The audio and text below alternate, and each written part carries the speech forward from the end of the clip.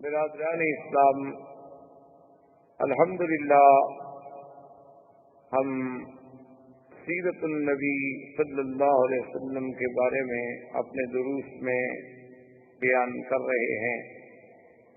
حضور صلی اللہ علیہ وسلم کی سیرت طیبہ کے بارے میں ہم نے اختصاراً جزیرہ عرب کے احوال، حضور صلی اللہ علیہ وسلم کی ولادت سے قبل، پھر حضور صلی اللہ علیہ وسلم کی ولادت سے قبل آپ کے بارے میں مبشرات، ارہاسات، پھر زمان ولادت، پھر وقت ولادت، اور اس کے بعد زمانہ رضاعت، اور زمانہ رضاعت کے بعد پھر حضور صلی اللہ علیہ وسلم کا عنفوان شباب اور آپ کا سفر برائے تجارت شام اور واپسی پر سیدہ خدیجہ رضی اللہ تعالی عنہا سے آپ کا نکاح مبارک، اور پھر تجدید کعبہ، بناء کعبہ میں آپ کی شرکت، اور اس کے بعد رویا صادقہ، اور پھر وہ گھڑی، وہ ساعت مبارک اور وہ عظیم الشان وقت جو باعتبار ظاہر کے بھی رحمت تھا اور باعتبار باطن کے بھی رحمت تھا، کہ رمضان المبارک میں اور غار حرا میں، جبل نور پہ، حدود حرم میں اللہ کے پیغمبر پر وہ اللہ کا فرشتہ جو انبیاء اور اللہ کے درمیان میں قاصد ہے، رسول ہے، وہ رسول نوری ہے، اور وہ سب سے پہلی وحی لے کر میرے آقا سرکار دو عالم صلی اللہ علیہ وسلم پہ اترا، اور حضور پاک نے ان آیات مبارک کو تلاوت کرنے کے بعد آپ سیدہ خدیجہ رضی اللہ تعالی عنہا کے ہاں تشریف لائے، اور آپ پر اس وحی کا، اس ثقل کلام کا اور اس لقاء جبریل کا جو اثر تھا، اس کی وجہ سے ایک سرابی کیفیت تھی جس کا آپ نے سیدہ خدیجہ رضی اللہ تعالی عنہا سے اظہار کیا تقریباً اپنے بیان۔ اور سب سے پہلی بات تو یہ سمجھیں کہ وحی جو ہے، جب تک وحی نہ ہو اس وقت تک اللہ کا نبی نہیں کہلاتا، حالانکہ فیصلہ تو اللہ تقدیر میں کر چکے ہو، کیونکہ اللہ کے علم میں ہر چیز سب کو پتا ہے کہ ہم نے کس کس کو نبوت دینی ہے، کس کو رسول بنانا ہے، اور کس پیغمبر نے کس زمانے میں مبعوث ہو، کتنا دن اس نے دنیا میں رہنا ہے، اور کب، یہ سب اللہ کے علم۔ لیکن جب ان کی بعثت کا زمانہ قریب آتا ہے، تو جب وحی نازل ہوتی ہے تو اب ان کو نبوت ملتی ہے، یعنی وقت بعثت کا تعلق جو ہے وہ وحی۔ اب وحی کیا چیز ہوتی ہے؟ وحی کا معنی ہوتا ہے کہ کسی کلام کا، کسی کلام مخفی کا بڑے مخفی طریقے سے کسی تک پہنچانا، اس کو کہتے ہیں وحی۔ اور اللہ جو اپنے نبیوں پہ وحی فرماتے ہیں اس کے پھر یعنی اقسام۔ ایک تو وحی کا طریقہ یہ ہوتا ہے کہ اللہ تبارک و تعالی اپنی قدرت سے پیغمبر کے سینے میں بات ڈال دیتے ہیں، یہ بھی ایک وحی ہے۔ اور ایک طریقہ یہ ہوتا ہے کہ اللہ کا فرشتہ وحی لے کے آتا ہے، لیکن وہ اللہ کے حکم سے پیغمبر کے دل پہ القاء کرتا ہے، یعنی ایک تو اللہ نے خود براہ راست وحی ڈال دی، درمیان میں کوئی فرشتہ نہیں، اللہ تبارک و تعالی نے پیغمبر کے دل میں ایک بات کا القاء کر دیا۔ دوسرا طریقہ یہ ہے کہ آیا تو فرشتہ، اترا تو فرشتہ لے کر وہ وحی، لیکن اس نے کہا اللہ تبارک و تعالیٰ کے پیغمبر کے دل پر اللہ کے حکم سے اس وحی کو اتار دیا، جیسے کہ قرآن پاک نے ایک مقام پہ اس کی وضاحت بھی کی ہے، فرمایا نزل به الروح الامین علی قلبک لتکون من المنذرین، آپ کے دل مبارک، یہ دو۔ اور تیسری صورت یہ ہوتی ہے کہ وہ فرشتہ کسی انسان کی شکل میں آ کر اللہ کے پیغمبر کے آمنے سامنے بیٹھ کے وہ واحد سناتا. اور سب سے آسان صورت یہی ہے کہ جب فرشتہ کسی انسانی شکل میں اللہ تبارک و تعالیٰ کے پیغمبر کے سامنے آئے اور آ کے بات کرے اور اللہ تبارک و تعالیٰ کا پیغام پہنچائے. تو جبریل علیہ السلام جب پہلی دفعہ آئے ہیں تو وہ اسی صورت میں، یعنی جبریل علیہ السلام جب آئے وحی لے کر، جب سب سے پہلی وہ 5 آیتیں مبارک جو تھیں اقرا باسم ربک الذی خلق وہ نازل ہوئی تو جبریل ایک انسانی شکل میں آئے. لیکن چونکہ حضور صلی اللہ علیہ وسلم نے پہلے جبریل کو دیکھا نہیں تھا اور اس سے پہلے کبھی آپ پر وحی نہیں اتری تھی، اور پھر اللہ کے کلام کا جو اثر ہوتا ہے وہ کوئی معمولی سا اثر تو نہیں ہوتا. صحابہ کہتے ہیں کہ ہم نے اپنے آنکھوں سے دیکھا کہ حضور اگر اونٹنی پہ بیٹھے ہیں اور وحی اترنی شروع ہوئی تو اونٹنی کھڑی نہیں ہو سکتی تھی، بیٹھ گئے. حضرت زید رضی اللہ تعالی عنہ صحابی ہیں رسول پاک کے صلی اللہ علیہ وسلم اور بڑے علماء صحابہ قراء صحابہ میں سے ہیں. یعنی یہ وہ شان والا صحابی ہے جس کو قرآن جمع کرنے کی ڈیوٹی جو تھی سیدنا ابو بکر صدیق رضی اللہ تعالی لگائی. وہ کہتے ہیں کہ ایک دفعہ حضور کے ساتھ میں بیٹھا تھا اور حضور صلی اللہ علیہ وسلم نے اپنی ران مبارک جو تھی وہ میری فخذ پہ رکھی ہوئی تھی، میری ران پہ رکھی ہوئی تھی. وحی نازل ہونے لگی، قریب تھا کہ میری ٹانگ ٹوٹ جائے. تو بہرحال جب جبریل علیہ السلام آئے وحی لے اور اسی میں پھر اللہ تبارک و تعالی نے اپنی رحمتوں سے یہ بھی انتظام فرما دیا اور یہ شرف بھی صرف آمنہ کے لال کو ملا صلی اللہ علیہ وسلم کہ جبریل علیہ السلام کو اس کی اصلی صورت میں دکھلایا گیا 2 دفعہ میرے مدنی صلی اللہ علیہ وسلم اور کسی نبی نے نہیں دیکھا. اچھا اس کی وجہ کیا تھی؟ وہ تو نبی کے بعد نبی آتا ہے، ایک پیغمبر آئے اس کے بعد دوسرے نبی آئے تو دوسرے آنے والے نے پہلے نبی کی تصدیق کر دی. اب حضور صلی اللہ علیہ وسلم جو کہ آخری نبی ہیں، خاتم الانبیاء ہیں، خاتم المرسلین ہیں، اللہ کے کروڑوں صلاۃ و سلام حضور کی ذات اقدس پر، آپ کے بعد تو نبی کوئی نہیں. اور عیسیٰ ابن مریم جب اتریں گے تو قیامت قریب آ جائے گی. تو یہ درمیان میں جو ہزاروں سال کا وقفہ ہے اس میں تو کوئی نبی نہیں. تو لازماً جو غلط قوتیں ہیں یعنی اعداء اسلام ہیں، اعداء دین ہیں، وہ چاہے یہودی ہوں، نصرانی ہوں، وہ چاہے ہندوز ہوں، وثنی ہوں، کوئی ہوں، الکفر ملۃ واحدہ، تو ان کے پاس یہ سب سے بڑا ہتھیار تھا کہ جی آپ کہتے ہیں کہ جبریل میرے پاس آئے تو آپ نے کیا جبریل کو دیکھا بھی تھا؟ اسی لیے جب علماء سے آپ علم پڑھتے ہیں تو اس کو کہتے ہیں سند.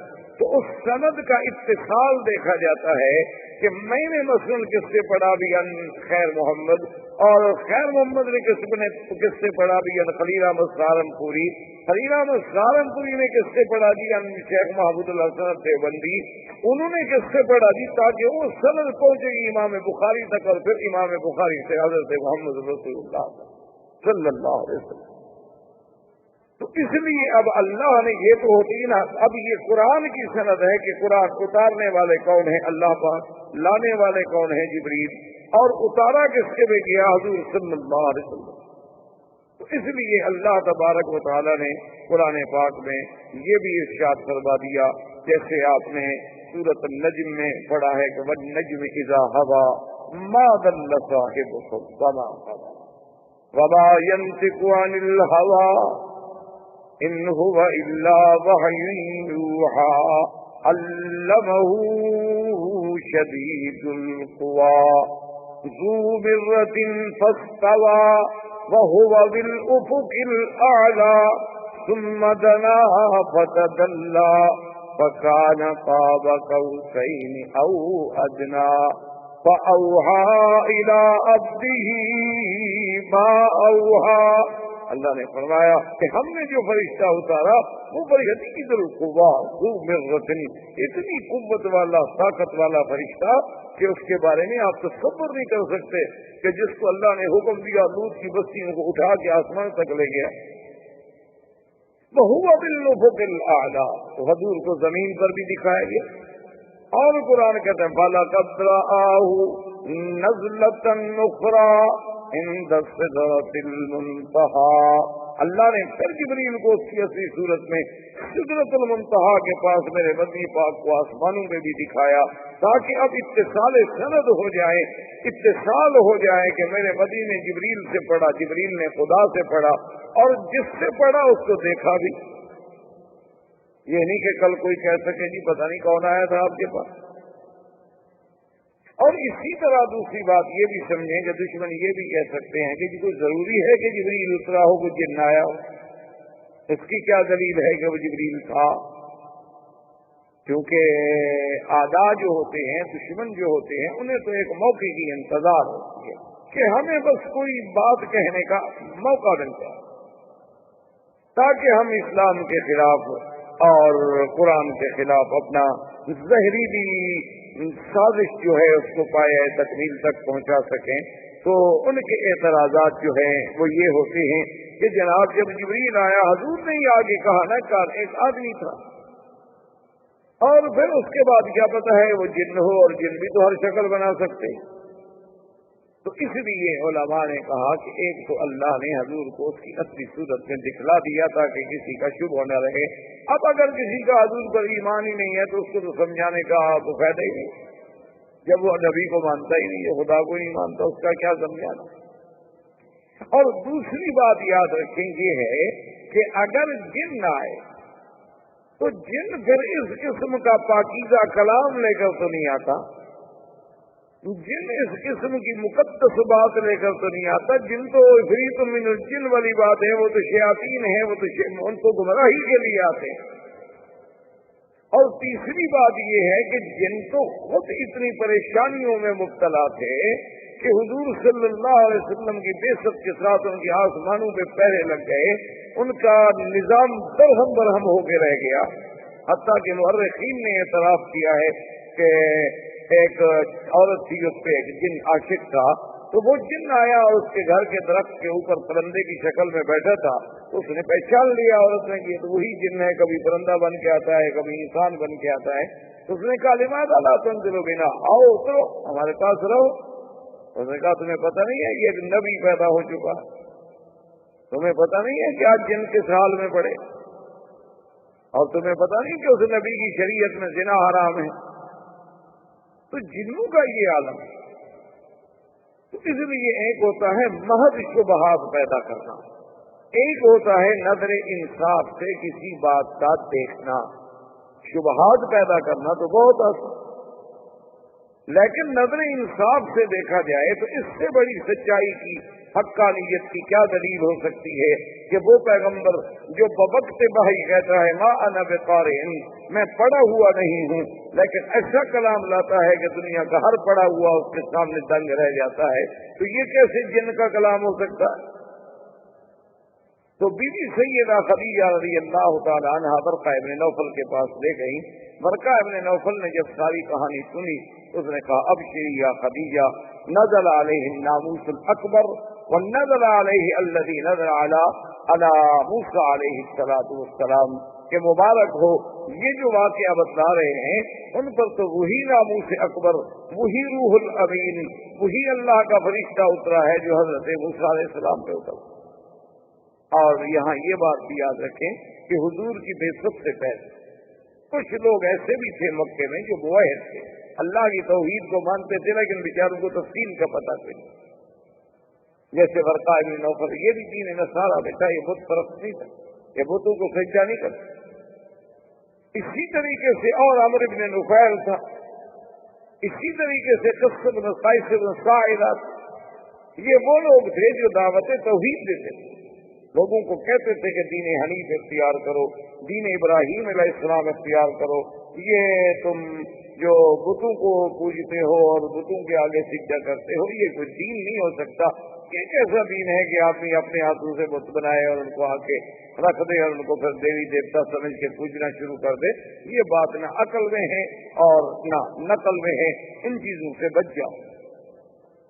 اور بڑی عجیب عجیب کیسے ابن ساعدہ عجیب عجیب باتیں کرتا تھا، اور اللہ نے خدا کی قدرت دیکھیں اس کو اتنی بڑی حکمت بھی دی تھی، علم بھی دیا تھا، اور اس کو اللہ نے اتنی بڑی وجاہت دی تھی کہ جب مکے والوں نے اس کی توحید کے سبب سے تنگ آ کے اس کو مکے سے نکال دیا تو اس نے باہر جا کے ایک چشمے پہ ڈیرا لگا لیا. اس چشمے پہ جنگل کے درندے آتے، شیر آتے، چیتے آتے، بگیاڑ آتے، پانی پیتے، اس کے ساتھ بیٹھے رہتے. اور کبھی کبھی اگر ایک جانور پانی پی رہا ہوتا اور دوسرا اس کے اوپر کوشش کرتا اس سے آگے پانی پینے کی تو وہ ان کو ڈانٹتا اور مارتا اور کہتا ہے اس کو پانی پینے کو کیوں زیادتی کر رہے. یعنی اس کا حکم جو ہے وہ درندو اور چرندو پہ بھی چلتا تھا، لیکن وہ توحید پہ تو رہے، لیکن ان کی دعوت میں اتنی اثر پیدا نہیں ہو سکا. اب حضور صلی اللہ علیہ وسلم کی جب آپ نے ورقہ ابن نوفل کی باتیں سنی تو ورقہ نے ایک خاص بات یہ بھی کی. اس نے کہا کہ یا لیتنی، یا رسول اللہ، کاش اس وقت میں بھی موجود ہوتا اور میری جوانی ہوتی تاکہ میں آپ کا انصار بنتا، آپ کا خادم بنتا، آپ کا معاون بنتا، یہ قوم آپ کو مکے سے نکالے. تو حضور صلی اللہ علیہ وسلم بھی جوش میں آگے فرمایا اب مخرجیہم، بخاری شریف کی حدیث ہے، آپ نے فرمایا اب مخرجیہم، مکے والے مجھے نکالیں گے. کیوں نکالا تو اس کو جاتا ہے جس کے کردار پہ کوئی بات ہو، مجھے کیوں نکالیں گے؟ اس نے کہا حضور آپ پریشان نہ ہوں، جتنے نبی گزرے ہیں ہم سب کو قوموں نے نکالا، ہم سب کو ہجرت کرنی پڑی ہے. حق کہنے والوں پر یہ امتحان آتے، یہ کبھی نہیں ہو سکتا کہ حق کہا جائے اور تکلیفیں. اس لیے ہمارے ایک عالم دوست سے فوت ہو گئے، اللہ ان کی قبر پہ رحمت فرمائے. وہ کہتے تھے یہ کبھی نہیں ہو سکتا کہ آدمی حق کہے اور لوگ حلوہ کھلائے. انہوں نے کہا یہ حلوہ کھانے والے جو ہیں نہیں سمجھ لو کہ پھر حق نہیں کہیں، ورنہ اللہ کے انبیاء کو تو پتھر ملے اور ہمیں حلوہ آخر کیوں ملتا ہے؟ اس کا معنی ہے کہ ہم کچھ حق کھل کے کہہ نہیں رہے، ہم کچھ تھوڑا بہت اوپر وہ شوگر کوٹڈ کر رہے ہیں کنین کھلانے کے لیے، اس کے اوپر کوئی میٹھا میٹھا لگا رہے ہیں. ورنہ اگر کھل کے حق کہیں تو اللہ کے نبی کا لوگوں نے حق برداشت نہیں کیا تو ہمارا حق کون برداشت کرے؟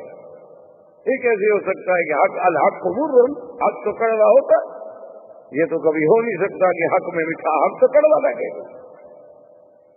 تو حضور صلی اللہ علیہ وسلم واپس تشریف لے آئے تو یہ آپ کی نبوت کی ابتدا تھی. سمجھے نبوت کا معنی کہ وحی تو اترنی شروع ہو گئی، اب آپ کی نبوت سے شروع ہو.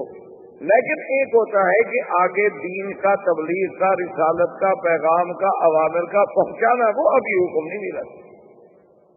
پہلا حکم تو صرف اتنا تھا نا اقرأ باسم ربک الذی خلق، آپ پڑھیں. تو اب حضور صلی اللہ علیہ وسلم ایک روایت مبارک میں ہے کہ اپنے گھر میں لیٹے ہوئے تھے سیدہ خدیجہ کے گھر میں، اور کپڑا مبارک اوپر ڈالا ہوا تھا. کیونکہ قرآن پاک میں دو مقام پہ لفظ ہے، ایک مدثر اور ایک مزمل. مزمل کا معنی بھی یہی ہوتا ہے کسی کپڑے کا اپنے اوپر لپیٹ کے لیٹ جانا، سو جانا.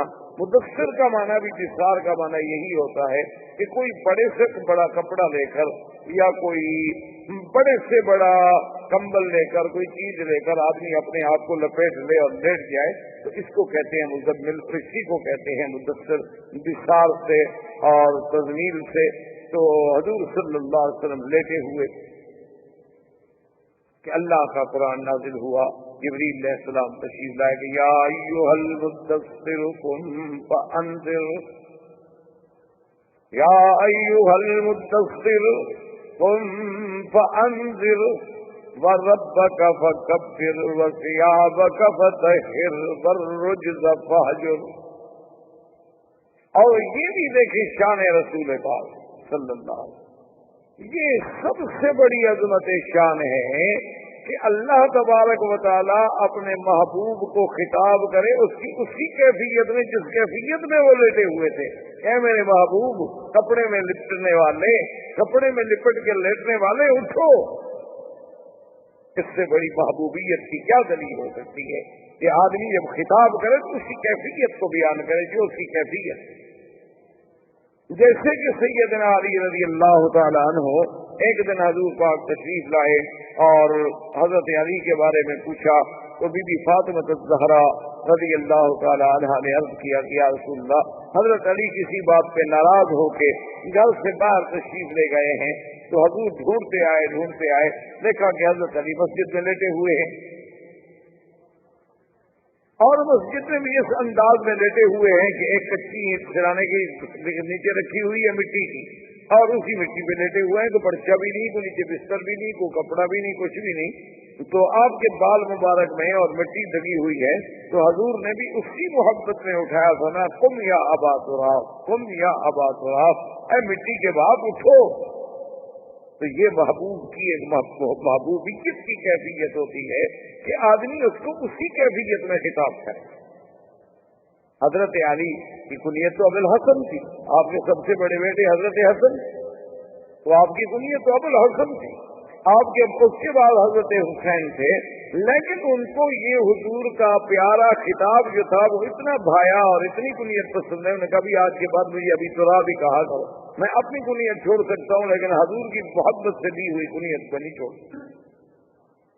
تو یہ معمولی سی بات نہیں ہوتی کہ اللہ اپنے نبی کو اس محبت سے اور اس انداز سے مخاطب فرمائے، یا ایھا النبی یا ایھا الرسول، جیسے فرمائے یا زکریا یا عیسیٰ یا آدم، ٹھیک ہے، لیکن اس کیفیت میں کہ اے کپڑے میں لپٹنے والے، یا ایھا المدثر قم فانذر۔ اور اس کے ساتھ ساتھ یہ بات بھی یاد رکھ لیں کہ جیسے ہمارے بعض دوست ہوتے ہیں جو ان نے اس کا ایک ترجمہ یہ بھی کرتے ہیں کالی کملی میں لپٹنے والے، تو یہ زیادتی ہوتی ہے، یہ ایک زیادتی ہوتی ہے، ہمیشہ سمجھا، کیوں قرآن کہتا ہے یا ایھا المزمل یا ایھا المدثر، اس کا معنی ہے کسی کپڑے میں لپٹنا۔ اب یہ اپنی طرف سے ترجمہ کرنا کالی کملی، تو قرآن میں ایک لفظ بڑھانے والی بات، یہ خدا بہتر جانے آخر انہوں نے کہاں سے لفظ لے لیا، اللہ ہدایت عطا فرمائے، کیونکہ شاید انہوں نے سوچا ہو کہ کعبۃ اللہ کا غلاف کیونکہ کالا ہے تو حضور صلی اللہ علیہ وسلم کے لیے بھی ہم کوئی کالی کملی تجویز کر دیں، حالانکہ جو چیز قرآن و حدیث بیان نہ کرے وہ سیرت نہیں ہوتی، یہ بہت بڑی زیادتی ہوتی ہے، اور خاص طور پہ قرآن و حدیث میں کوئی لفظ اپنی طرف سے بنایا جائے، اتنی حد میں رہیں جو قرآن کہتا ہے۔ جیسے ہم نے ایک شہرت دے دی کہ آدم علیہ السلام نے گندم کا دانہ کھایا تھا اور جنت سے نکالے گئے، آسمانوں سے اتارے گئے، پتہ نہیں گندم کا دانہ ان کو کہاں سے مولوی صاحبان کو مل گیا، یعنی کتنی بڑی زیادتی ہے اللہ کے قرآن۔ یہی فرق ہوتا ہے ایک عالم دین کا اور ایک غیر عالم کا، کہ کبھی عالم اپنی طرف سے اضافہ نہیں کرے گا اللہ کے قرآن میں، اسی لیے آپ نے دیکھا نہیں کبھی آپ پڑھیں نا ترجمہ تو آپ کو یوں لگے گا کہ ترجمے میں بھی سلاست نہیں ہے، تسلسل نہیں ہے، عبارت ایک دوسرے کے ساتھ جڑی ہوئی نہیں ہے، تو عجیب عجیب اوپری سی عبارت لگتی ہے قرآن کے ترجمے کی اردو میں۔ وجہ یہ ہے کہ جو جتنا ترجمہ کرنے والا محتاط ہوگا وہ اردو کی عبارت کا خیال نہیں کرے گا، وہ تو اللہ کے قرآن کے لفظ کا خیال کرے گا کہ بھی اس لفظ کا ترجمہ کیا بنتا ہے، آگے عبارت بنے نہ بنے، وہ اس کا محتاج ہے قرآن کے، اس کے لیے ہم عبارت بنائیں، اور ہم سمجھتے ہیں کہ کمال کی تفسیر تو وہ لکھی ہے جی، وہ جناب عبارت پڑھنے میں لطف آتا ہے، پتہ لگتا ہے نا کتنا سلیس عبارت، چاہے اس میں 20 لفظ اپنے ڈال دیے گئے سلیس بنانے کے لیے، حالانکہ وہ قرآن کا ترجمہ نہیں ہوتا۔ آپ تفسیر میں جو کچھ لکھیں، تفسیر کرنا الگ بات ہے، قرآن کے لفظ کا ترجمہ کرنا الگ بات ہے۔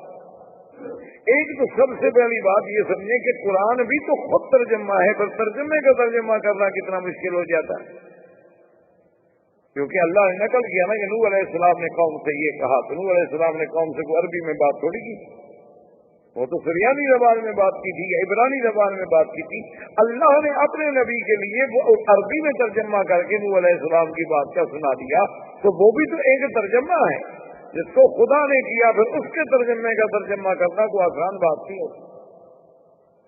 تو اس لیے بہرحال سمجھیں قرآن نے اتنا کہا کہ یا ایھا المدثر، بس قرآن نے اتنا کہا کہ یا آدم لا تقربا ھذہ الشجرہ، اس درخت کے قریب مت جانا. وہ کون سا درخت تھا اللہ جانے. جب اللہ نے قرآن میں نام نہیں لیا تو ہم کہاں سے ڈھونڈ کے لے آئیں. یہ سب سے بڑی بنیادی غلطی ہے جس سے ہم گمراہ ہوتے ہیں. اللہ معاف فرمائے. اللہ حضرت شاہ جی رحمت اللہ علیہ عطا اللہ شاہ بخاری جب فوت ہو گئے اور قاضی احسان جب فوت ہو گئے تو قاضی احسان کے بارے میں ان کے ایک بڑے معتقد تھے اور بہت بڑے وہ ادیب بھی تھے, وکیل لائر بھی تھے, قانون دان بھی تھے اور سیاسی لیڈر بھی تھے اور بڑے اچھے رائٹر بھی تھے. تو انہوں نے شورش کاشمیری کو خط لکھا کہ میں قاضی صاحب کی یعنی سوانح لکھنا چاہتا ہوں, کیونکہ قاضی صاحب کے ساتھ تمہارا بھی بہت بڑا تعلق تھا, تو مہربانی کر کے ان کے کچھ واقعات مجھے لکھیں. تو انہوں نے شورش صاحب نے جواب دیا کہ سوانح ضرور لکھو, لیکن خدا کے لیے قاضی صاحب کو قاضی صاحب ہی رہنے دینا. یعنی سوانح لکھتے ہوئے یہ نہ کہتا کہ ماں فوق الفطرت چیز بنا دو. اسی لیے یہ معنی نہیں ہوتا کہ حضور کی سیرت کا بیان اس انداز میں کیا جائے کہ ان کو مقام الوہیت پہ بٹھا دیں یا الوہیت کے قریب لے آئیں. نا, نبوت کا اپنا مقام ہے, رسالت کا اپنا مقام ہے اور الوہیت کا اپنا مقام ہے, وحی کا اپنا مقام ہے. اس میں ہم ایک لفظ بھی آگے پیچھے نہیں کرتے. تو جب یہ حکم ملا کہ یا ایھا المدثر قم فانذر, اٹھو میرے مدنی, اب اٹھو, اب سونے کا وقت گزر گیا, اٹھو اور قوم کو ڈراؤ اور اپنے رب کو بڑا مانو, اپنے رب کی بڑائی کرو. ربک فکبر, رب کو بڑا کیا مانا, رب کو بڑا بناؤ. مانا یہ کہ تمہارے اوپر ہر حکم تمہارے رب کا چلے. جیسے آپ گھر میں کوئی بات ہو نا تو بچے کوئی شرارت کر رہے ہوں تو اگلے کہتے بھائی اصل کرو, گھر میں بڑا ہے بھائی, تمہارا بڑا بھائی ہے بھائی, تمہارا باپ موجود ہے, دادا موجود ہے, بھائی آرام سے بات سنو, بڑا بات کہہ رہا ہے. تو رب کو بڑے بنانے کا معنی یہ تو نہیں ہے نا کہ بات تو تم کافروں کی مانو اور ویسے اللہ اکبر بھی کہتے رہو. یہ رب کو بڑا بنانا نہیں ہوتا. اس کا معنی یہ ہے کہ آپ اللہ سے بھی دھوکہ کر کہ آپ نماز میں تو کہہ دیتے ہیں اللہ اکبر, لیکن آپ نے خدا کو کبھی بڑا سمجھا نہیں. خدا کو بڑا سمجھ کے اس کی نافرمانی کیسے کر, گناہ کیسے کر. اب جب یہ حکم ملا, حضور صلی اللہ علیہ وسلم نے اپنی دعوت کا آغاز جو کیا تو سب سے پہلے اسلام لانے والوں میں کون ہے؟ سیدہ خدیجہ. اول من اسلمت, سب سے پہلے اسلام لانے والی بی بی خدیجہ. اسی لیے یعنی میں باہر کے ملکوں میں بھی اور کہیں جب اللہ موقع دیتا ہے تو آج کل کے جو ہمارے جدید لوگ ہیں جو بڑے جدیدیت سے متاثر ہیں, جدید نظام سے اور جدید تہذیب کے بیچارے دل دادا ہیں, تو جنہیں بڑا غم کھا رہا ہے عورتوں کی آزادی کا, مساوات کا, وہ کہتے ہیں جی اسلام نے عورت کی شہادت کا حق نہیں دیا. انہیں بتاتا ہوں خدا کے بندے, اسلام نے تو عورت کو اتنی بڑی عظمت دی کہ میرے مدنی کی نبوت کی پہلی گواہ عورت ہے. سب سے پہلے اسلام لانے والی کون ہے؟ خدیجہ. اسلام نے تو اتنی بڑی عزت دی ہے عورت. اب سیدہ خدیجہ اسلام لانے کے بعد حضرت زید اسلام لائے. حضرت زید کون تھے جن کا واقعہ پہلے ہم پڑھ چکے ہیں کہ زید ابن حارثہ تھے, لیکن بیچارے غلام بن کے آئے اور زید ابن محمد کہلائے. اصل میں وہ غلام تھے, پھر بی بی خدیجہ نے خریدا, بی بی خدیجہ نے انہیں آزاد کر کے حضور کی غلامی کے لیے وقف کر دیا. تو وہ بھی چونکہ اسی گھر میں رہتے تھے تو اس پر حضرت زید بھی اسلام لائے. اور یہ گھر والوں کی بات ہو رہی ہے, یعنی گھر میں گھر والوں میں سے اول کون اسلام لایا؟ سب سے پہلے بی بی خدیجہ, حضرت زید اور سیدنا علی. کیونکہ حضرت علی رضی اللہ تعالیٰ عنہ کو حضور صلی اللہ علیہ وسلم نے ابی طالب سے مانگ لیا تھا کہ کیا آپ کی اولاد بہت زیادہ ہے, اب اللہ کا فضل ہے ہم اپنے پاؤں پہ کھڑے ہیں, آپ اپنا ایک بیٹا مجھے دے دیں جن کی تربیت بھی میں کروں گا اور خرچہ بھی میں برداشت کروں گا. تو حضرت علی کو بھی حضور لے آئے اور حضرت علی نے بھی سیدہ خدیجہ کے گھر میں یعنی حضور کے گھر میں تربیت. اور اسی لیے حضرت علی کے بارے میں آتا ہے نا کہ آپ کا لقب تھا کرم اللہ وجہہ، مانا یہ تھا کہ اللہ کے چہرے کو عزت سے، اس لیے کہ آپ نے کبھی کفر میں بھی اور بچپن میں بھی کبھی بت کو سجدہ دیا، یعنی بچپن میں بھی، حالانکہ زمانہ کفر تھا، لیکن اس کے باوجود بھی حضرت علی رضی اللہ تعالیٰ عنہ نے کبھی کسی بت کو سجدہ نہیں کیا۔ حضور سرکار دو عالم صلی اللہ علیہ وسلم نے اس ابتدائی یعنی نبوت سے پہلے بھی کبھی کسی بت کے سامنے نہیں جھکے، اور کبھی بلکہ ایک دفعہ جب راہب نے کہا کہ اقسم علیک باللات والعزیٰ، اس نے فرمایا خبردار مجھے لات اور عزیٰ کے بارے میں قسم نہ رکھ، انی ابغضہما، میں تو ان سے بغض کرتا ہوں، مجھے تو سب سے زیادہ نفرت اس لات اور عزیٰ۔ تو حضرت علی نے بھی کبھی سجدہ نہیں کیا تھا، حضرت علی بھی اسلام لے آئے۔ اب حضور صلی اللہ علیہ وسلم کی بیٹیاں سیدہ رقیہ، سیدہ ام کلثوم، سیدہ زینب، سیدہ فاطمہ رضوان اللہ تعالی علیہن اجمعین، حضور صلی اللہ علیہ وسلم کی 4 بیٹی۔ اور یہ بھی ایک بڑا عجیب بات ہے کہ ایسے فرقے بھی روافض کے دنیا میں موجود ہیں جو حضور کی صرف ایک بیٹی کے تو قائل ہیں سیدہ فاطمہ کے، باقی بیٹیوں کا انکار کرتے۔ اس کی وجہ کیا ہے؟ اس کی وجہ یہ ہے کہ اگر وہ اقرار کریں تو 2 بیٹیاں حضور نے دی ہیں حضرت عثمان کو، پھر حضرت عثمان کو بھی داماد ماننا پڑتا ہے، اس لیے وہ بیٹیوں کو انکار کر دیتے، کہتے حضور کی بیٹی ہے ہی یہ۔ بھئی اللہ کے بندے، بیٹیوں کے بارے میں پوچھنا ہے تو باپ سے پوچھیں کہ تمہاری کتنی بچی ہے، بیٹیوں کے بارے میں پوچھنا ہے تو سیدہ خدیجہ سے پوچھیں، ماں سے پوچھیں کہ تمہاری کتنی لڑکیاں ہیں، بیٹیوں کے بارے میں پوچھنا ہے تو چچا سے پوچھیں، قریبی عزیزوں سے پوچھیں، یہ تو نہیں کہ 1400 سال کے بعد ایک مولوی سے پوچھیں۔ تو بہرحال 4 بیٹیاں بھی اسلام لے آئیں۔ اب حضور صلی اللہ علیہ وسلم نے اپنی دعوت کا آغاز کیا کہ گھر سے باہر بھی اب بات کو رکھا جائے۔ تو جب دعوت کا آغاز گھر سے باہر کیا گیا تو سب سے پہلے ایمان لانے والے سیدنا ابو بکر، اور حضور صلی اللہ علیہ وسلم نے فرمایا، آپ نے فرمایا کہ دنیا میں ایک انسان ہے جس کو میں نے جب اسلام کی دعوت دی تو اس نے کوئی سوال نہیں، اس نے یہ نہیں پوچھا کہ حضور واہی کب اتری، آپ کے پاس کیا دلیل ہے کہ آپ اللہ کے نبی ہیں، آپ کے پاس کیا دلیل ہے کہ واقعی وہ جبریل آیا تھا۔ ہم نے کہا یہ پہلا شخص ہے سیدنا صدیق کہ میں نے دعوت اسلام دی، اور اس نے کہا قبلت اشہد ان لا الہ الا اللہ واشہد ان محمد رسول اللہ۔ اسی لیے حضور فرماتے تھے کہ واللہ مجھے اللہ کی قسم ہے لو وضعنا ایمان الامت کلھا، کہ اگر ایک ترازو میں میری پوری امت کا ایمان رکھا جائے اور ایک پلڑے میں ابو بکر کا ایمان رکھا جائے لرجح ایمان ابو بکر، ابو بکر کا ایمان زیادہ بھاری ہو جائے۔ اور اسی طرح سرکار دو عالم صلی اللہ علیہ وسلم نے فرمایا کہ واللہ ما وضع علی الارض احد بعد الانبیاء، کہ خدا کی قسم ہے اس زمین پر انبیاء کے بعد کسی افضل شخصیت نے قدم نہیں رکھا جیسا کہ ابو بکر۔ کیا مانا کہ اللہ کے نبیوں کے بعد مخلوق میں اگر کوئی افضل ہے تو ابو بکر رضی اللہ تعالی۔ اسی لیے علماء نے کہا ہے، بات کو سمجھیں کہ اگر عورتوں میں افضلیت دیکھی جائے تو خدیجہ کو ملے گی، غلاموں میں افضلیت دیکھی جائے تو حضرت زید کو ملے گی، اور بچوں میں افضلیت دیکھی جائے تو حضرت علی کو ملے گی۔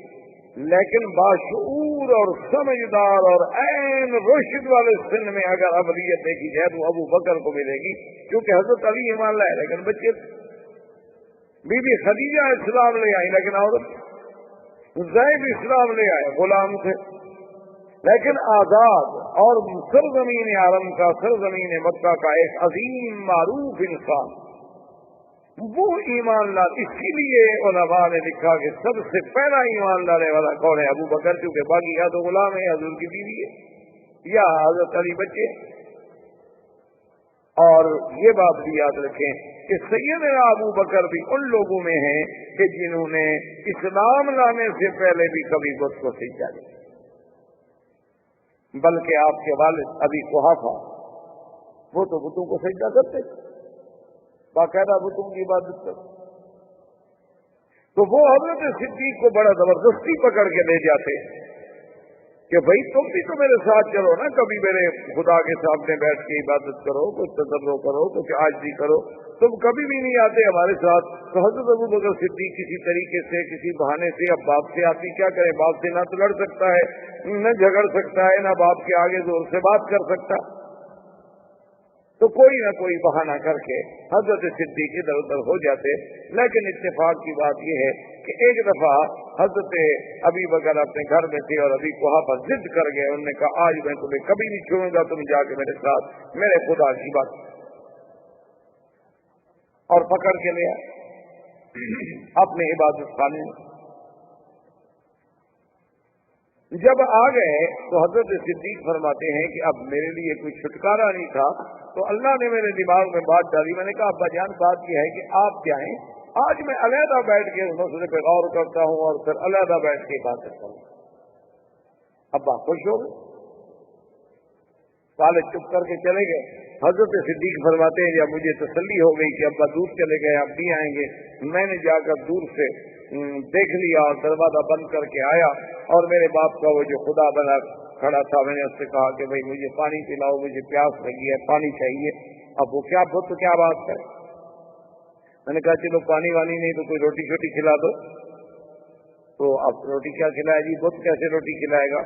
तो कहते हैं मैं दूर गया, मैंने एक बड़ा पत्थर उठाया, पत्थर उठा के आया, फिर दरवाजा अंदर से बंद किया।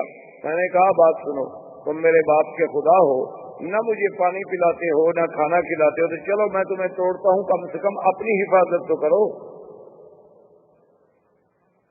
और मैंने पत्थर मारा और टुकड़े टुकड़े। ये कैसे खुदा हो सकते हैं, पत्थर के खुदा। और फिर मैं चला आया। बाद में जब अबी कुहाफा गए, उन्होंने जाके जनाब अपने इबादत खाने में जाके देखा तो अजीब मंजर था कि खुदा टूटा हुआ है, खुदा को बंदा तोड़ दे। लेकिन जब अल्लाह अकल छीन ले तो फिर क्या होता। अब जनाब उन्होंने जाकर वापस आए बड़े गुस्से में, बड़े जोश में, और अबी बकर की वालदा से कहा कि पता है तुम्हें तुम्हारे बेटे ने क्या किया। तुमने कहा मुझे तो नहीं पता। उन्होंने कहा क्या किया। वो तो मेरे खुदा की तौहीन कर दी, इहानत कर दी, ऐसा किया ऐसा किया। कहाँ है अबी बकर, आज मैं नहीं छोड़ूंगा, उसको सजा दूंगा। तो अबी बकर की अम्मा ने कहा कि अबी कुहाफा जल्दबाजी ना करो, बात को जरा ठंडे दिल से सुनो और समझो। उन्होंने कहा क्या बात। उसने कहा बात सुनो कि जब ये अबू बकर मेरे पेट में था तो मैं जब जंगल से गुजरती थी तो आवाज आती थी कि या अमतल्लाह बित्तहकीक अबशिरी बिलवलदिल आतीक लक़बुहु फिस्समाई सिद्दीक वहुवा लिन्नबी साहिबुन व रफीक। आवाज आती थी कि ऐ अल्लाह की बंदी, तुम्हें मुबारक हो, तुम्हारे पेट में एक ऐसा बच्चा है कि जिसका आसमानों में लक़ब सिद्दीक है, और जो जमीन में एक नबी पैदा होंगे और ये उसका रफीक होगा। तो बीबी ने कहा इन्ना इब्नी लहू शान, अबी कुहाफा मेरा बेटा बड़े शान वाला बेटा है, उसको मत मार। उसने जो कुछ किया है बस भूल जाओ। अबी कुहाफा ने कहा अच्छा अजीब बात। तो यानी आप अंदाजा करें कि अल्लाह तबारक व तआला के नबी सरकार दो आलम, अल्लाह के करोड़ों सलात सलाम मेरे नबी पे, आपने कितनी प्यारी बात की। फरमाया इन्नल्लाह इख्तारनी सुम्मा इख्तारनी असहाबी फजअल मिनहुम असहारी व अंसारी। अल्लाह ने मुझे सारी मखलूक में चुन लिया और मेरे लिए फिर मेरे सहाबा को भी खुद चुन लिया।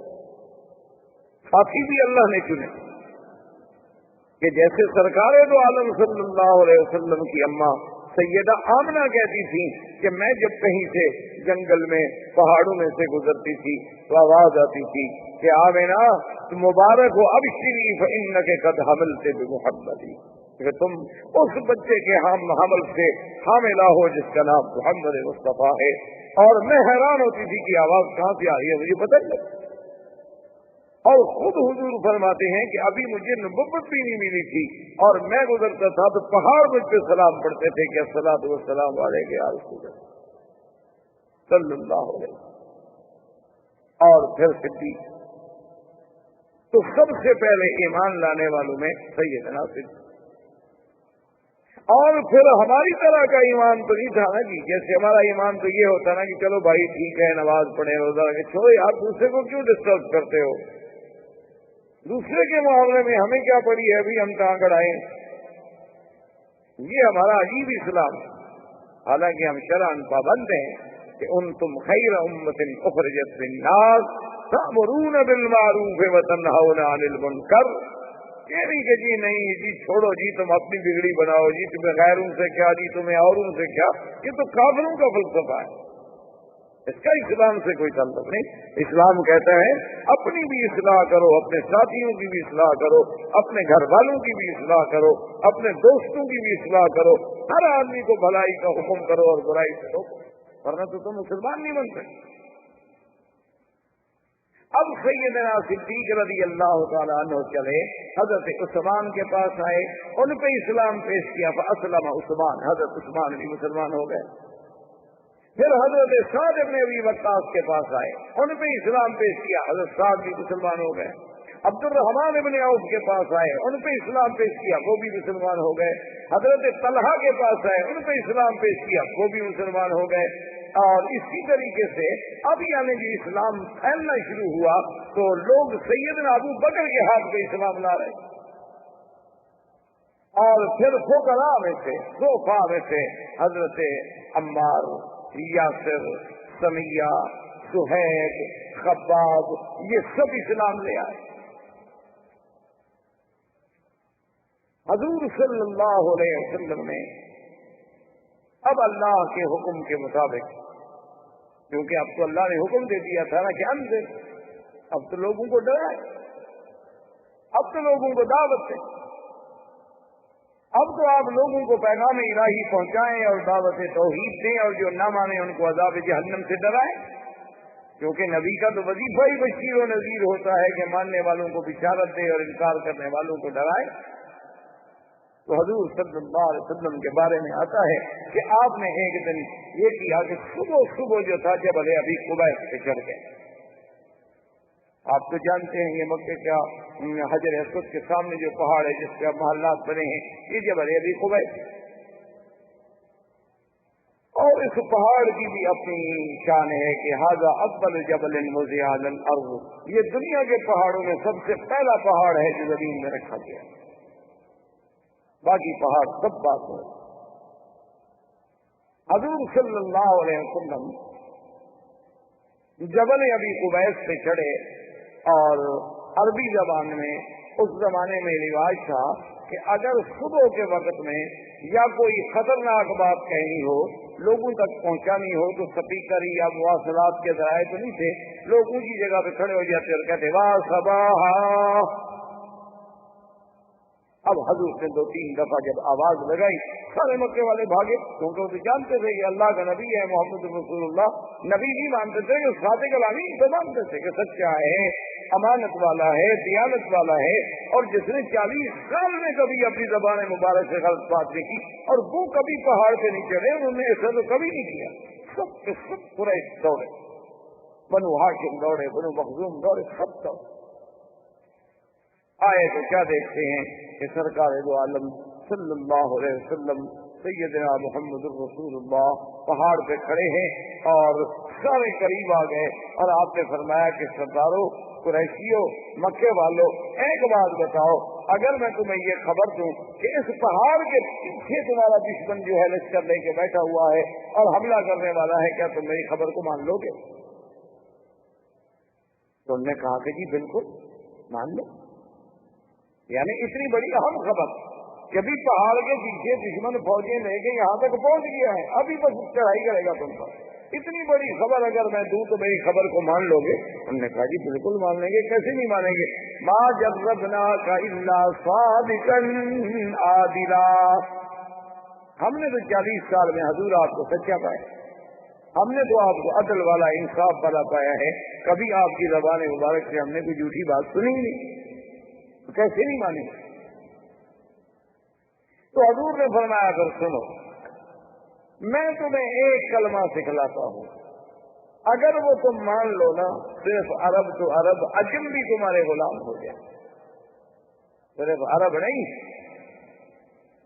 عرب تو معمولی سی بات، قد دانت لکم العجم، پورا عجم تمہارے دروازوں پہ سرنگوں ہو جائے گا۔ تم نے کہا علمنا یا رسول اللہ، علمنا یا محمد، جلدی کریں بتائیں ایسا کون سی بات ہے، ہم تو رسول ماننے کے لیے تیار ہیں، کیونکہ عربوں کو سرداری کا بڑا شوق تھا نا مکے والوں کو۔ ہم نے کہا اتنی بڑی سرداری کہ پورا عجم بھی ہماری قیادت مان لے؟ حضور نے کہا بالکل۔ انہوں نے کہا حضور پھر دیر کس بات کی ہے، مہربانی کرو ہمیں جلدی بتاؤ۔ فرمایا قولوا لا الہ الا اللہ تفلحوا، مکے والوں پھر یہ سب غیر اللہ کو چھوڑ، پھر تمام آلہہ باطلہ کو دلوں سے نکال کے ایک واحد معبود کا اقرار کرو۔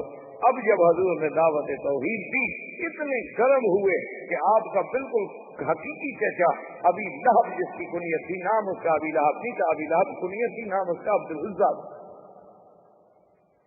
کیونکہ عرب میں یہ رواج ہوتا ہے، ایک نام ہوتا ہے، ایک کنیت ہوتی ہے اور ایک لقب، تو اس کا نام تو عبد العزیٰ تھا لیکن کنیت ابی لہب تھی۔ اور علماء نے یہ بھی لکھا ہے کہ ابی لہب کنیت اس لیے رکھی گئی کہ اتنا خوبصورت آدمی تھا کہ اس کے رخسار ایسے جلتے تھے جیسے انگارے چمک رہے، اتنا سرخ۔ تو اس نے بدبخت نے سرکار دو عالم صلی اللہ علیہ وسلم کی شان میں سب سے پہلی جو گستاخی کی تو ابی لہب نے کی، کہا کہ تبا لک لہذا جماعتنا، لگا نعوذ باللہ، ہلاکت ہو آپ کے لیے، آپ کے ہاتھ ٹوٹ جائیں۔ ایک محاورہ ہے عرب کا تبن، تو اس نے کہا کہ آپ کے ہاتھ ٹوٹ جائیں، نعوذ باللہ، آپ کے لیے اسی لیے ہمیں بلایا تھا، یہی ایک کلمہ ہمیں سنانا تھا، اسی لیے تم نے ساری برادری کو تکلیف دی، اکٹھا کر دیا۔ اور یہ کہہ کر لوگوں سے کہا چلو چلو چھوڑو چھوڑو چھوڑو، بس اس کی باتیں نہ سنو، اور لوگ چلے گئے۔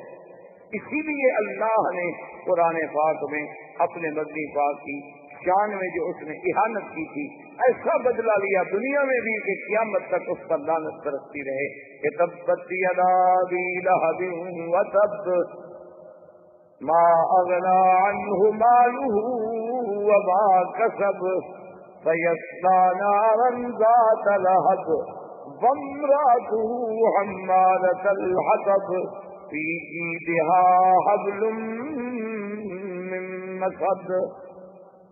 تو اللہ نے قرآن پاک میں اتارا تو ابی لہب یہ کہہ کے آ گیا، لیکن اب کافروں نے حضور صلی اللہ علیہ وسلم کے مقابلے پر آنے کی سوچنی شروع کر دی کہ بھئی یہ تو روز توحید کی بات کر رہا ہے، کبھی سنتے ہیں حضرت عثمان مسلمان ہو گئے، کبھی سنتے ہیں عبد الرحمن بن عوف مسلمان ہو گئے، کبھی ہم سنتے ہیں کہ طلحہ مسلمان ہو گئے، اب مقابلے کو سنتے۔ اور حدیث پاک میں آتا ہے کہ سب سے بڑا بدبخت ملعون ابی جہل، جو اپنے آپ کو ابو الحکم کہلاتا تھا، عمرو بن ہشام نام تھا اور کنیت اس نے ابو الحکم رکھی ہوئی تھی کہ فیصلوں کا باپ، کہ اتنا بڑا فیصلے کرنے والا، لیکن اصل تو وہ ابھی جہل تھا۔ ایک دن میرے آقا طواف کر رہے ہیں اور قریش جو تھے طواف کے کناروں پہ بیٹھے ہیں، اور جب حضور ان کے قریب گزرتے ہیں تو اللہ معاف فرمائے اپنی اپنی زبان میں انتہائی نازیبا باتیں حضور سے کہتے ہیں، لیکن وہ دامن وہ یعنی وہی استقامت، وہ صبر استقامت کا پہاڑ، وہ رحمت دو جہاں کہ جس کی زبان کے مبارک سے کبھی دشمن کے لیے بھی کوئی گندی بات نہیں، وہ رسول عربی، وہ رسول عربی، وہ نبی الامی الہاشمی، وہ رحمت للعالمین، یہ جو فرماتے تھے انما بعثت رحمتا، اللہ نے مجھے رحمت بنا کے بھیجا ہے۔ آپ فرماتے تھے میں کیسے کسی کو لعنت کروں، اللہ نے مجھے لعنت کرنے والا بنا دیں گے۔ ابو جہل نے ایسی بدبختیں گستاخی کی حضور کی شان میں جو ناقابل نقل ہے۔ اللہ اکبر، اور حضور کوئی جواب نہیں دے۔ حضور صلی اللہ علیہ وسلم سنتے ہیں اور اپنے طواف۔ آخر ابو جہل نے سامنے آ کر دھمکی دی، ایک عورت دیکھ رہی تھی، اسے احساس ہوا کہ اب یہ قریش اتنے گرم ہیں، معلوم ہوتا ہے کہ یہ لازماً حضرت محمد رسول اللہ صلی اللہ علیہ وسلم کو تکلیف پہنچا۔ تو اب عورت بیچاری مقابلہ تو نہیں کر سکتی. ایک روایت مبارک میں آتا ہے کہ اس عورت نے جا کے سیدہ فاطمہ الزہرا سے کہا، اور بیوی فاطمہ الزہرا جب آئی اس نے دیکھا کہ میں بھی ایک عورت کا کیا مقابلہ کروں، تو انہوں نے جا کے حضرت صدیق کو خبر دی، اور حضرت صدیق آئے اور کافروں کے اور حضور کے درمیان میں آ کے دیوار بنا.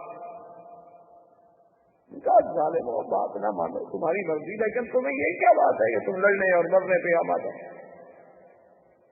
اور بعض روایات میں یہ بھی آیا ہے کہ حضرت صدیق رضی اللہ تعالیٰ عنہ کو بھی انہوں نے مارا اور حضور صلی اللہ علیہ وسلم پر بھی حملہ کیا. لیکن بعض مفسرین محدثین کہتے ہیں کہ نہیں، یہ واقعات بعد کے ہیں. اس دفعہ تحدید جو تھی وہ صرف زبانی کلامی رہی، لیکن سب سے زیادہ گستاخی کرنے والا جو تھا وہ ابو جہل. اب جناب جب ابو جہل کے بارے میں اس عورت نے تو سن لیا تھا نا کہ ابو جہل کیسی کیسی باتیں کہہ رہا ہے حضور کو، تو وہ دوڑی ہوئی گئی تو اس نے جا کے سیدنا حمزہ رضی اللہ تعالیٰ عنہ کو کہا کہ حل سمیتا، تمہیں پتا ہے کہ ما قال ابی جہل نے آج کیا کیا؟ اس نے کہا کہ کیونکہ حضرت حمزہ شکار کھیلنے کے لیے گئے ہوئے تھے اور شکار کھیل کے ہی باہر جنگل سے تشریف لا رہے تھے کہ راستے میں عورت مل گئی.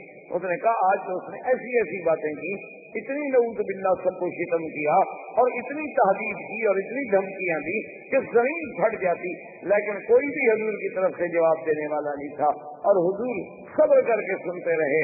حضرت حمزہ کا خون کھول گیا. اب اسلام تو نہیں لائے تھے، مسلمان نہیں ہوئے. حضرت حمزہ نے اپنے شکار وکار وہیں پھینکا اور توڑے تلوار لے کر اور پوچھا این ابی جہل، ابا جہل کا نے کہا دار الندوہ میں بیٹھا ہے.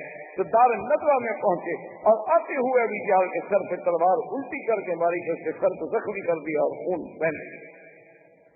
ہم نے کہا تو تم کو محمد ہے، خبردار تم محمد مصطفیٰ کو گالیاں دیتے ہو. اللہ کے نبی کے خلاف کوئی اگر زبان ہلے گی تو میں زبان کھینچ لوں گا. تم نہ مانو ان کی بات کو، لیکن یہ تمہیں کس نے حق دیا ہے کہ گالیاں دو؟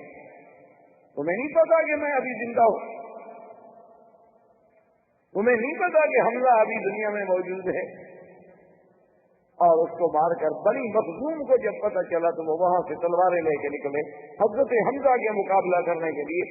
بنو مخزوم جو تھا وہ قبیلہ تھا ابی جہل کا، اصل قبیلہ تو قریش تھا نا، پھر آگے شاخیں تھی، کہیں بنو ہاشم تھے، کہیں بنو مخزوم تھے، کہیں بنو کلاب تھے، کہیں بنو، اصل تو قریش تھے. تو وہ جناب جب دوڑے تو ابو جہل آدمی تو بہرحال یعنی اپنے دنیاوی اعتبار کے اعتبار سے تو بڑا سمجھدار تھا. اس نے اپنے قبیلے سے کہا کہ لا تفعلوا شیئا لا تقولوا شیئا، خبردار حمزہ کو کچھ نہ کہنا. زیادتی تو میری ہے، میں نے حضور کی شان میں گستاخی تو کی، گالیاں تو کی. اللہ کے نبی نے حضرت محمد رسول اللہ صلی اللہ علیہ وسلم نے مجھے کچھ نہیں کہا تھا، لیکن میں نے زیادتی کی. تو اب اگر حمزہ نے اپنی اس زیادتی کا بدلہ لیا ہے تو ٹھیک ہے، اگر حضرت حمزہ تو ان کے ابن عم میں ہے. تو حضرت حمزہ اس خوشی میں پوچھتے ہوئے آئے کہ این محمد صلی اللہ علیہ وسلم، کہ محمد رسول اللہ کہاں؟ انہیں بتلایا گیا کہ حضور اپنے گھر. تو حضرت حمزہ رضی اللہ تعالیٰ عنہ اسی عالم میں تشریف لائے اور آگے کہا کہ ابشر یا محمد، کہ محمد پاک مبارک ہو، میں نے تمہارا بدلہ لے لیا، انتقام لے لیا میں نے ابی جہل سے کہ اس نے آپ کی شان میں زبان درازی کی، اور میں نے دار الندوہ میں سرداروں کے سامنے روسائے کفار قریش کے سامنے اس کے سر سے تلوار مار کے سر زخمی کر دیا. حضور چپ. تو حضرت حمزہ نے کہا حضور میں اتنا بڑا مقابلہ کر کے آ رہا ہوں، یعنی میں نے ابو جہل سے لڑائی لے لی، بنو مخزوم سے لڑائی لے لی، اور آپ کو خوشی نہیں ہوئی. آپ نے فرمایا حمزہ مجھے تو خوشی تب ہوگی جب تم کہو گے لا الہ الا اللہ. کیا بدلا لینا تم نے؟ یہ تو تم نے میری ذات کا دفاع کیا ہے، تم نے میرے دین کا تو دفاع نہیں کیا. یہ تو میری ذات کے لیے تم کھول گئے، تمہارا خون کھول گیا، اور یہ تو قبیلوں کی بات ہے، قبیلے والے کی مدد کرتے ہیں، لیکن مجھے تو تب خوشی ہوگی جب تم میرے دین کے سپاہی بنو گے، میرے دین کا دفاع کرو گے۔ فشہد وقال فاسمع یا رسول اللہ اشہد ان لا الہ الا اللہ واشہد ان محمد رسول اللہ۔ انہوں نے کہا حضور پھر سن لیں، اگر آپ کو اسی پہ خوشی ہے تو پھر گواہ ہو جائیں گے میں بھی مسلمان ہوں۔ اب حضرت حمزہ بھی مسلمان ہو۔ حضور صلی اللہ علیہ وسلم کا اب دعوت کا زور جب پھیلنے لگا تو کفار قریش اکٹھے ہو کے آئے، اور انہوں نے آ کے آپ کے چچا ابی طالب سے کہا کہ بھائی یہ کیا بات ہے، انہ یصفی احلامنا وانہ یصفی اجدادنا وانہ یخالف دیننا، کہ محمد مصطفیٰ وہ ہمارے بالکل، یعنی وہ کہتے ہیں ہم سب پاگل ہیں، ہمارے باپ دادا بھی پاگل تھے اور ہمارے اجداد بھی پاگل تھے جو سب بتوں کی پوجا کرنے آئے، اور پھر رات عزا ہمارے خداؤں کو بھی نہیں معاف کرتا، اس کا کیا کیا ہے؟ تو اس نے کہا کہ تم خود بات کرو، نے کہا کہ نہیں تم بھی بات کرو ہم بھی بات کریں گے۔ تو ایک روایت میں آتا ہے کہ سردار قریش اکٹھے ہو کے آئے، انہوں نے کہا محمد عربی صلی اللہ علیہ وسلم ہم آپ سے کچھ بات کرنا چاہتے ہیں۔ انہوں نے ٹھیک بات، کیا بات؟ انہوں نے کہا بات یہ ہے کہ یہ جو آپ نے ایک نیا دین پیش کیا ہے، ہمارے آبا و اجداد نے تو آج تک ایسی باتیں نہیں سنی، ہم تو یہی دیکھتے آئے، رات عزا دیکھتے آئے، عبد المطلب بھی انہیں کو دیکھتا آیا اور بھی سارے اسی کو دیکھتے آئے، اسی طرح ان کے چڑھاوے چڑھتے رہے، ان کے چرچوں میں قربانیاں ہوتی رہی، جانور ذبح ہوتے رہے، اور اب آپ نے آ کر اس سارے دین کو الٹ پلٹ کر کے رکھ دیا ہے۔ تو آپ مجھے بتائیں کہیں کوئی آپ کو تکلیف تو نہیں، آپ پر کسی جن کا اثر تو نہیں؟ اگر ایسی بات ہو تو ہم آپ کو فلاں آدمی کے بعد لے جاتے ہیں اور آپ کا علاج کراتے ہیں۔ اور دوسری بات یہ ہے کہ یا رسول اللہ اگر آپ کو یہ خیال ہو کہ ہم ایک نئی بات پیدا کر کے میں شہرت حاصل کروں اور میں لیڈر بن جاؤں اور مکے کی مجھے حکومت و سلطنت مل جائے، تو ہم مکے کی سلطنت آپ کو ویسے دینے کے لیے حاضر ہیں، آپ ہمارے سردار بن جائیں، ہم آپ کے غلام بننے کے لیے تیار ہیں۔ اور تیسری بات یہ ہے کہ آپ کسی بڑے گھر میں اگر شادی کرنا چاہتے ہوں، کیونکہ جب شہرت ہوتی ہے تو پھر بڑے گھر کی لڑکیاں بھی شادی کر دیتی، پھر جو ہے شہرت کے بعد پھر دولت والت کو نہیں دیکھا جاتا، دیکھا نہیں آج کل آپ نے کہ جیسے شہرت ہے چاہے برائی کی ہو، بڑے سے بڑے خاندان کی لڑکیاں جو ہیں وہ شادی کر لیں۔ تو اگر آپ کو کسی ایسی بات کی تمنا ہے تو آپ اشارہ تو کریں، آپ اشارہ تو کریں مکے کی اس خاندان کا ہم تو ہر لڑکی قربان کرنے کے لیے تیار ہیں۔ جب سب بات کہتے رہے تو رحمت دو جہاں سنتے رہے، یہ بھی تو ایک عادت تھا، یہ بھی تو ایک مقام تھا کہ دشمن کی ہر بات پہ فوراً نہیں ٹوکا بلکہ الگ سے لے کر یہ تک بات سنی، اور اس کے بعد آپ نے فرمایا اور کچھ کہنا؟ انہوں نے کہا کہ نہیں جی ہم تو آپ کو ساری باتیں کہہ چکے ہیں کہ آپ کو علاج کرانا ہے تو ہم حاضر ہیں، آپ کو جن کا اثر ہے تو جن نکالنے کے لیے ہم حاضر ہیں، آپ کو دولت چاہیے تو ہم دینے کے لیے حاضر ہیں، مکے کی سرداری چاہیے تو سردار ماننے کے لیے حاضر ہیں، کسی اعلیٰ نسل کے خاندان میں شادی کرنی ہے تو ہم بچیاں دینے کے لیے تیار ہیں، اور بتائیں کیا کریں، بس مہربانی کرو ہمارے خداؤں کی برائی چھوڑ۔ یہ حضور کا وہ تاریخی جواب ہے جو آج تک صفحات سیرت میں سورج کی طرح چمکتا ہے۔ حضور پاک نے فرمایا مکے والوں سنو، لو وضعونی الشمس فی یمینی والقمر فی یساری، آپ نے فرمایا مکے والوں سنو، اے قریشیوں سنو، اگر تم سورج لا کر میرے داہنے ہاتھ پہ رکھ دو اور چاند لا کر میرے بائیں ہاتھ پہ رکھ دو، میں ان کو تو ٹھوکر مار سکتا ہوں لیکن اللہ کی توحید کی دعوت نہیں چھوڑ سکتا۔ یہ میں نے پیسوں کے لیے مشن شروع کیا، یہ تو اللہ کا حکم ہے۔ مانا یہ تھا کہ اگر ساری دنیا کی شاہی دے دو، دیکھو تم بھی تو مثالیں دیتے ہو نا جی کہ برطانیہ کی اتنی بڑی حکومت تھی کہ ان کی حکومت میں سورج نہیں ڈوبتا تھا، مانا یہ ہے سورج نہ ڈوبنے کا، یعنی ملک اتنا بڑا تھا کہ ایک جگہ غروب ہو رہا دوسری کا طلوع ہو رہا، مانا یہ تھا۔ تو اسی طرح مقصد یہ تھا ورنہ سورج لا کے کون رکھ دیتا، مقصد یہ تھا کہ اگر تم مجھے چاند سورج جہاں تک چمکتا ہے وہ ساری شاہی مجھے میرے حوالے کر دو، اور مجھ سے کہو کہ میں یہ کام چھوڑ دوں تو میں یہ کام نہیں چھوڑ سکتا، کیونکہ میں تو اللہ کا نبی ہوں اور اللہ کے احکام کا پابند ہوں۔ اب اور مخالفتوں کا آغاز شروع ہوا، اب لوگوں نے کہا کہ کریں کیا، اور ساتھ ان کو یہ تکلیف ہوتی ہے۔ عجیب بات یہ ہے کہ جو بھی حضور کے قریب جاتا ہے وہ فوراً مسلمان ہو جاتا ہے، جو نفرت ہے قریب نہیں جاتا، کیونکہ آپ اگر اینک پہن لینا جی سرخ شیشے والی تو پورا علاقہ آپ کو تو سرخی نظر آئے گا اور سبز پہن سبز نظر آئے گا۔ جب آنکھوں پہ بغض کی اینک جڑی ہو پھر تو نبی کا نبوت بھی سمجھ نہیں آتی ہے۔ تو انہوں نے کہا کہ جی اب کیا کریں، سمجھ نہیں آتی یہ بات کیا ہے، آخر حضور کے پاس نہ تو پیسہ ہے اور نہ حضور کے پاس کوئی بہت بڑی قوت ہے، طاقت ہے، عمار ہے، یاسر ہے، بی بی سمیہ ہے، صہیب ہے، خباب ہیں، ابی ذر ہیں، کئی لوگ غلام ہے، تو اس کے باوجود آخر حضور کی بات کا اتنا اثر کیا ہے۔ تو ایک دن سارے سردار بیٹھے تھے، کہنے لگے کو حل کریں کہ مسئلہ کیا ہے۔ تو ولید بن المغیرہ نے کہا کہ ایسا کرو تم مجھے چھوڑو، میں جا کے بات کرتا ہوں اور پھر میں آگے تمہیں حقیقت بتلاتا ہوں کہ حقیقت کیا ہے۔ یہ ولید بن المغیرہ وہ ہیں جو حضرت خالد کے بعد، اور یہ قریش مکہ کا بہت بڑا تھا اور دولت کے اعتبار سے بھی بہت بڑا آدمی تھا اس زمانے میں۔ مکے سے لے کر طائف تک اس کے باغات تھے اور زمینیں تھیں اور پیسہ تھا، اسی لیے وہ بڑی فخر کرتا تھا، انا الولید بن الولید، میں اکیلا ہوں دنیا۔ تو وہ آیا حضور کی خدمت میں، آ کے بیٹھ گیا، کہنے لگا حضور میں نے آپ سے باتیں کرنی ہیں، میں بتاؤ کیا بات۔ اس نے پھر وہی ساری باتیں دوہرائی کہ جی آپ کیوں ہمیں جھوٹا کر رہے ہیں، آپ کیوں ہمارے خداؤں کی تذلیل کر رہے ہیں۔ حضور سنتے رہے سنتے رہے، جب بات ختم ہو گئی حضور نے فرمایا ولید تم نے بات ختم کر لی؟ تو ولید نے کہا کہ ہاں یا محمد میں نے بات ختم کر لی۔ آپ نے فرمایا اچھا بیٹھو اب میری بات بھی سن۔ حضور صلی اللہ علیہ وسلم نے اللہ کے قرآن کی سورت فصلت پڑھی۔ جب حضور نے قرآن پڑھنا شروع کیا تو اس آیت میں، ان آیات میں ایک آیت یہ بھی تھی کہ کیا تم اس مقام پر جانا چاہتے ہو کہ جیسے قوم عاد پہ اللہ کا عذاب آیا تم پر بھی آئے؟ جب یہ آئے تو ان کا خاص کب اللہ وبالرحم یا محمد، تمہیں اللہ کی قسم، تمہیں ہماری رشتے داری کی قسم، بس کریں میں نہیں برداشت۔ اور وہاں سے ولید دوڑا اسی طرح، وہ ندبے میں قریش وہاں بیٹھے ہیں انتظار کر رہے ہیں اور ولید دوڑا سیدھا گھر۔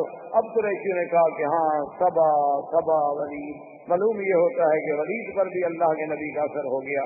دیکھو نا وہ ادھر آنا تھا نا ہمیں جواب دینے کے لیے، ہمارے بجائے وہ گھر چلا گیا، معلوم ہوتا ہے کہ وہ بھی کیا۔ اب ابو جہل لے کے وہاں پہنچا، اس نے کہا تمہیں کیا ہو گیا، کیا تم بھی سبوں کا، تم نے بھی دین محمد مصطفیٰ اختیار کر لیا اور باپ دادے کے دین کو چھوڑ دیا؟ اس نے کہا چھوڑو ان باتوں کو، یہ باتیں نہ کرو۔ تو اس نے کہا کہ جادوگر، اس نے کہا کیا کہتے ہو، میں سب سے زیادہ جادو کو جاننے والا ہوں۔ انہوں نے کہا شاعر ہے، انہوں نے کہا واللہ انا اعرف بکلام الشعراء، میں زیادہ شعراء کو جاننے والا ہوں۔ انہوں نے کہا جادوگر بھی نہیں، شاعر بھی نہیں، تو کاہن ہے۔ انہوں نے کہا چھوڑو کیا کہتے ہو، کاہن گندے پلید رہنے والے لوگ ہیں، محمد عربی کا کہانت سے کیا تعلق ہے؟ انہوں نے کہا آخر وہ کیا ہے؟ انہوں نے کہا بات سنو، وہ جو کہتا ہے کہتا سچ ہے، اور جو قرآن اس نے پڑھا ان علیہ لعلا، خدا کی قسم اس میں ایسی مٹھاس تھی، اس میں ایسی مٹھاس تھی، وَإِنَّ عَلَيْهِ لَتَلَاوَةٌ وَإِنَّ أَعْلَاهُ لَمُخْبِرٌ وَإِنَّ أَسْفَلَهُ لَمُغْدِقٌ۔ وہ تو ایسا کلام تھا کہ اس نے تو میرا سب کو چھڑا کے رکھ لیا، اور میں تو یہ سمجھا کہ کہیں اب عذاب ہم پر نازل نہ ہو جائے۔ خدا کی قسم وہ جو کہہ رہا ہے وہ کسی بندے کا کلام ہے۔